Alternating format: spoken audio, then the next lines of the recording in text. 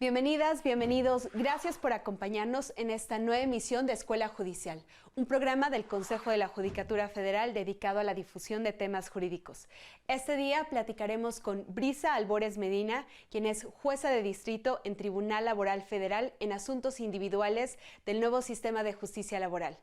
Esta es Escuela Judicial. Comenzamos. Brisa Albores Medina es licenciada en Derecho y maestra en Derecho Procesal Penal Acusatorio. Mención honorífica por la Universidad Autónoma Benito Juárez de Oaxaca. Hizo la especialidad en Sistema Acusatorio Adversarial en la Escuela Judicial del Consejo de la Judicatura del Poder Judicial del Estado de Oaxaca. Ha tomado cursos, talleres y diplomados en materia de Derecho Procesal Constitucional, Derecho Procesal del Trabajo, Reforma Laboral, nuevos modelos de sindicalismo y de justicia de trabajo, mediación laboral, mecanismos para la solución de conflictos y juicio de amparo. Fue conciliadora laboral itinerante, secretaria de acuerdos y auxiliar de la Junta Especial número 3 de la Local de Conciliación y Arbitraje del Estado de Oaxaca. Actualmente es jueza de distrito especializada en materia de trabajo, tras resultar vencedora en el primer concurso abierto de oposición para la designación de juezas y jueces especializados en materia de trabajo. Bienvenidas, bienvenidos. Muchas gracias por acompañarnos en esta emisión de Escuela Judicial. El día de hoy platicaremos sobre los tribunales en el nuevo sistema de justicia laboral. Y para ello hemos invitado a la jueza Brisa Albores Medina, quien trabaja en un tribunal federal laboral en asuntos individuales del nuevo sistema de justicia laboral. Estimada jueza Brisa Albores, muchas gracias por acompañarnos. Bienvenida. Hola Pati, muchísimas gracias a ti por la invitación. Es un gusto compartir contigo este espacio y saludo con muchísimo afecto a tu amable auditorio. Muchas gracias, jueza. Vamos a iniciar con transformaciones importantes que ocurrieron en 2017 en nuestro sistema jurídico en materia laboral. No sé si podría comentarnos para contextualizar, dar este primer piso introductorio a nuestro auditorio, de qué se trataron esas transformaciones. Claro que sí, con muchísimo gusto. Pues te comparto que ante la necesidad de una sociedad mexicana de acceder a una justicia cercana, objetiva, imparcial y eficiente, es que las condiciones de impartición de justicia laboral han variado sustancialmente. Se cuestionaron, entre muchos otros temas, al tripartismo como modelo de integración de las autoridades de trabajo, ya que no conducían a un verdadero diálogo social. Asimismo, las violaciones a los derechos como la libertad sindical y la negociación colectiva y ante una nula y eficiente conciliación. Cabe destacar, Pati, que con la reforma en materia de justicia laboral no se inició, digamos, estos procesos conciliatorios. Las autoridades de trabajo anteriormente, en todas las etapas del proceso, también propiciaban estos encuentros conciliatorios entre las partes, actora y demandada. Sin embargo, la eficacia no se veía reflejada en los números. Los conflictos no concluían de esta manera. Y estos temas, entre muchos otros, ¿qué trajo como consecuencia? Dos fechas muy importantes que quiero destacar. La primera fue el pasado 24 de febrero de 2017, ya que se publicó en el Diario Oficial de la Federación un decreto por el que se reformaron y adicionaron diversas disposiciones contenidas en los artículos 107 y 123 constitucional en materia de justicia laboral, y que en los transitorios se estableció que el Congreso de la Unión y las entidades federativas tenían que hacer las adecuaciones correspondientes, digamos, para materializar esta reforma. Así que voy a destacar también otra fecha por demás importante, el pasado 1 de mayo de 2019. Fue un parteaguas, un nuevo paradigma de la forma de concebir la administración de justicia laboral, ya que se reformaron, adicionaron y derogaron diversas leyes, entre ellas la Ley Federal del Trabajo, la Ley Orgánica del Poder Judicial de la Federación, la Ley Federal de la Defensoría Pública y las leyes del Instituto del Fondo Nacional para la Vivienda de los Trabajadores y del Seguro Social. Muy bien, eso quiere decir que había un cúmulo de autoridades que anteriormente en el anterior sistema resolvían de asuntos en materia laboral y ahora contamos con unas nuevas autoridades. ¿Cómo ha sido esa transición? ¿Qué funciones tienen estas nuevas autoridades? Sí, Pati.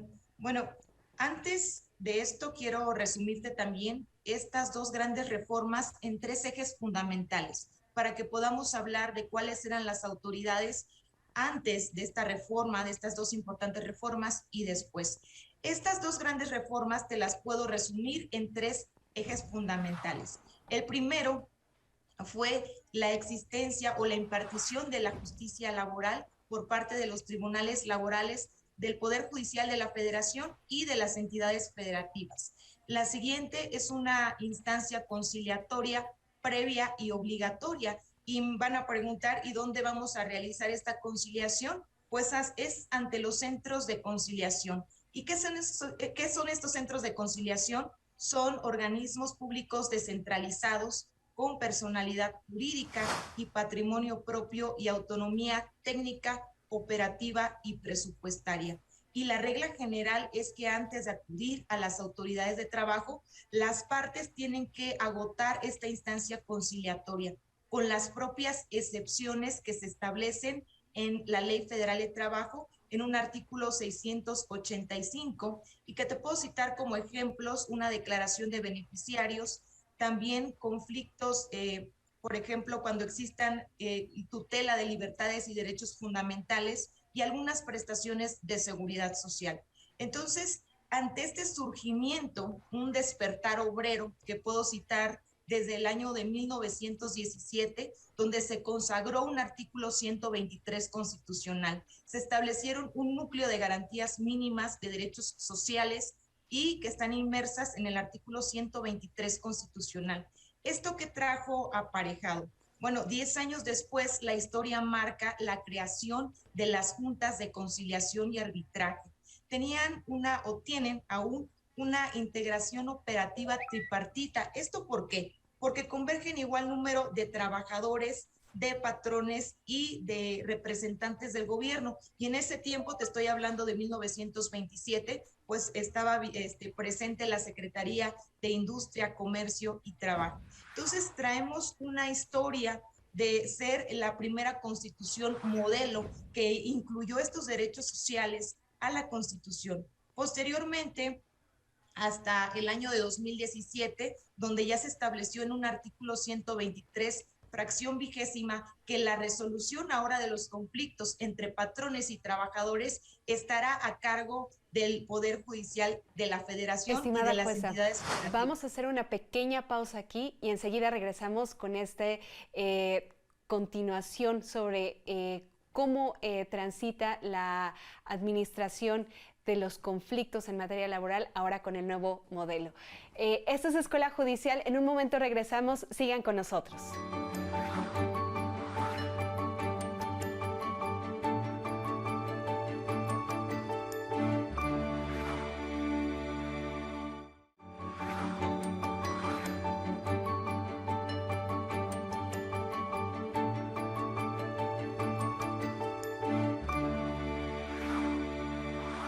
Muchas gracias por continuar con nosotros. Estamos hablando con la jueza Brisa Albores Medina sobre los tribunales en el nuevo sistema de justicia laboral.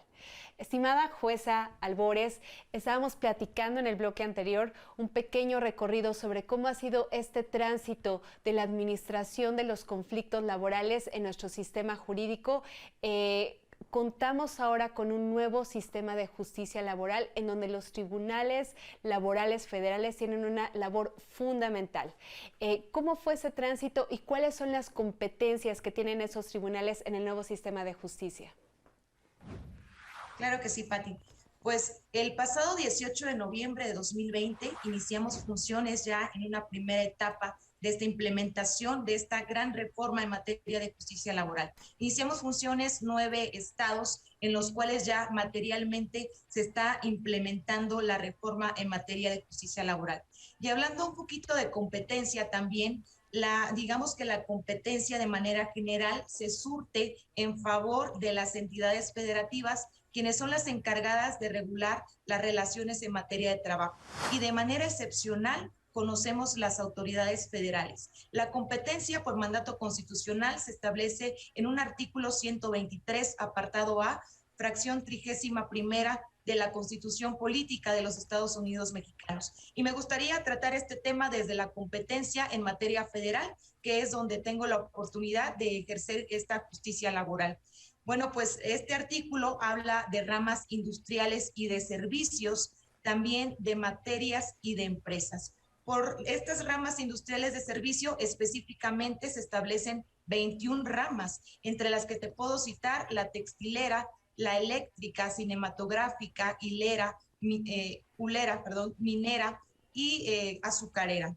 Pareciera que es muy concreto y muy fácil de entender la competencia. Sin embargo, ya en una forma práctica, pues también la Corte se ha pronunciado que cómo debemos de entender para poder asumir esta competencia. Me gustaría citarte algunos ejemplos.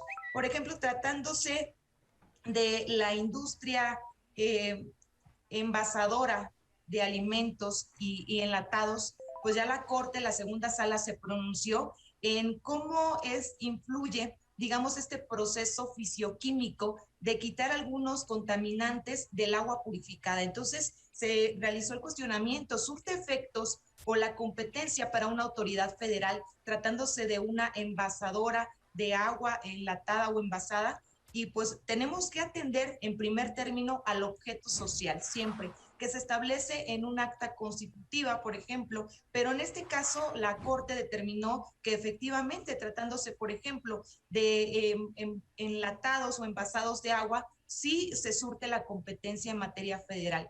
Asimismo, por ejemplo, tratándose de la minería, tenemos que acudir a leyes reglamentarias como la ley de la minería, que ahí se establece que se tienen que realizar procesos de beneficio, explotación y extracción, y en estos casos pues estamos ante un asunto que será competencia federal. Por otra parte, también tratándose de materias, por ejemplo, materias de capacitación y adiestramiento, seguridad e higiene en el trabajo, y tratándose, por ejemplo, de obligaciones patronales. Por ejemplo, en materia educativa también se surte la competencia en materia federal. Me gustaría también tratar los principios. Los principios son directrices, bases fundamentales en todo procedimiento. Por lo tanto, también en nuestro proceso laboral se le da la importancia que merecen. Y en la reforma se incluyeron 4 nuevos principios, como lo son la inmediación, la concentración, la celeridad y la veracidad. Te voy a compartir este principio tan importante que tenemos como un estandarte, digamos, en los nuevos procedimientos, la inmediación, la importancia de que la juzgadora o el juzgador esté presente en todas las etapas del procedimiento. Te comentaba que la constitución de las anteriores autoridades laborales pues es una integración tripartita. Sin embargo, en este nuevo modelo de justicia por audiencias, quien está presente atendiendo siempre al principio de inmediación, pues es el juzgador, la juzgadora, quien se auxilia en una etapa escrita, porque nuestro procedimiento es predominantemente oral, tenemos aún una etapa escrita y posteriormente una etapa oral donde desahogamos audiencias. En todo momento está presente el juzgador, quien se instituye como un rector del proceso. Es muy importante que con todas las facultades que nos dota la propia Ley Federal de Trabajo podamos realizar estos ejercicios a fin de lograr una verdadera concentración, agotar el mayor número de actos procesales en una sola audiencia. Entonces te puedo compartir que no podemos entender un proceso o un principio sin que vaya de la mano de otro. Yo válidamente atiendo al principio de inmediación, escuchando a las partes en el momento de la audiencia. Y como te comentaba, un principio de concentración, un principio de realidad que es tan importante y que es también novedoso en nuestro nuevo sistema de justicia laboral. Vamos a hacer una pequeña pausa porque este principio de realidad social tan importante quisiéramos abarcarlo en el siguiente bloque de una manera más extensa. Entonces vamos a hacer una breve pausa, les invitamos a continuar con nosotros. A ustedes les invitamos a conocer de algunas reseñas bibliográficas que estoy segura serán de su interés. Ya regresamos, esto es Escuela Judicial. ¿Sabías que existen actos de la autoridad que afectan derechos y son imposibles de reparar? Por ejemplo, Cuando una persona es detenida y permanece en prisión, aunque al final obtenga su libertad, es imposible reponer el tiempo que estuvo en la cárcel. Si te interesa el tema del amparo contra actos en juicio de ejecución irreparable, consulta la obra de Miguel Bonilla López. En la primera parte del libro, el autor explica por qué son impugnables los actos de autoridad en general y los actos jurisdiccionales en particular. La segunda parte, a la que él mismo llama histórica, presenta una cronología del amparo judicial de 1861 a 1917, en la que explica cómo surgió la regla de procedencia establecida en el artículo 107 constitucional. Acércate a la Biblioteca Felipe Tena Ramírez de la Escuela Federal de Formación Judicial.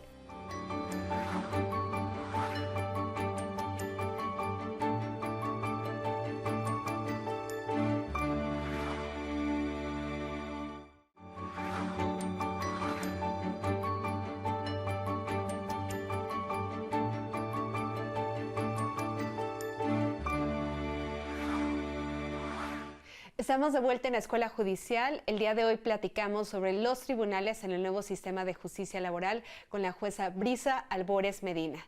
Estimada jueza Brisa Albores, platicábamos en el bloque anterior sobre este principio tan importante que introduce el nuevo sistema de justicia laboral, que es el principio de realidad social. ¿A qué se refiere este principio y cómo se imparte justicia en atención a este principio?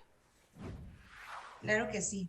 Bueno, este principio es uno muy novedoso, atendiendo a que el juzgador tiene que evitar o dejar de observar incluso previsiones legales de carácter técnico sobre cuestiones formales, es decir, atender a una verdadera realidad. Y esto va aparejado a los principios y fines de la justicia social. Tenemos que realizar estos ejercicios de razonamiento para que las normas legales vayan apegadas, por supuesto, a una realidad, atendiendo siempre a los equilibrios al equilibrio entre los factores de la producción, a una verdadera justicia social, a un respeto irrestricto de la dignidad humana de los trabajadores. Como personas, por supuesto que tenemos la dignidad humana que nos es reconocida y cuanto más inmersos en una relación de trabajo. Entonces, atendiendo a esto, tenemos que quitar cualquier obstáculo para poder afrontar la realidad. Sin embargo, ahí, pues como este principio novedoso ha sido también incorporado en esta reforma, pues pareciera que a veces hay un poquito de resistencia todavía por parte de los justiciables, ¿no? Sí me ha tocado, te comparto que hay una línea muy fina de imparcialidad por parte de los juzgadores. Entonces, no es tan sencillo realmente dejar intocado este principio de imparcialidad y por otra parte también atender al principio de realidad. Sin embargo, la reforma sí lo marca y es muy importante que se atienda este aspecto sobre formalismos para atender a una verdadera realidad. Desentrañar cuál es la realidad en este asunto laboral que es de mi conocimiento para poder aplicar los fines y los principios en el trabajo. Juez Albores, ¿de qué manera el nuevo sistema de justicia laboral impacta en la vida de las personas, en el ejercicio de los llamados derechos económicos y sociales en particular? Claro que sí. Bueno, necesariamente tenemos que regresar a los principios del derecho del trabajo.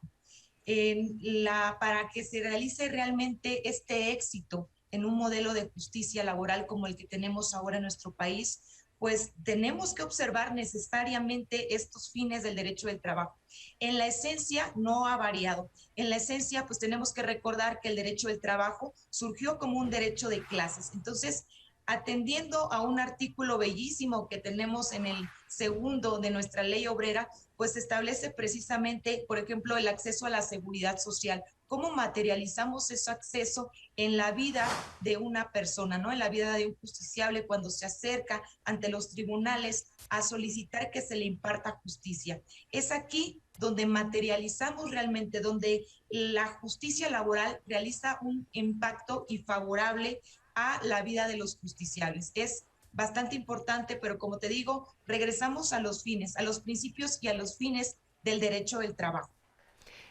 Usted es pionera dentro de este nuevo sistema de justicia laboral, es una de las primeras personas que imparten justicia en los tribunales federales laborales bajo este nuevo sistema.